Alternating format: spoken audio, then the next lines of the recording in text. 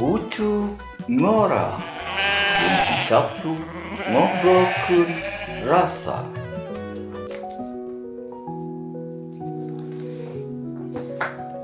Assalamualaikum warahmatullahi wabarakatuh. Wilujeng wengi baraya pucuk. Dina dengan ieu sim kuring bade maca puisi pucuk ngora anu judulna Si Kabayan Korban Lada.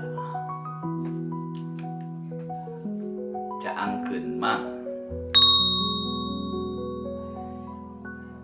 peuting nembongkeun mongkleng.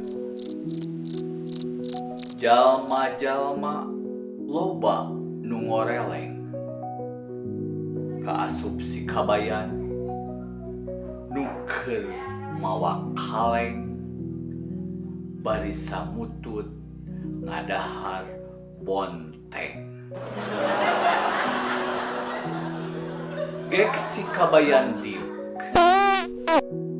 nagolodog saung injuk sabari muka kaleng nu eusina hurupung kriuk kriuk nepi ka batuk.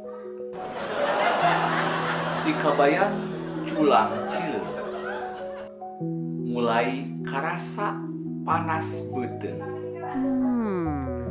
Nuang kurupuk lada nyereng nepi ka panona mureleng.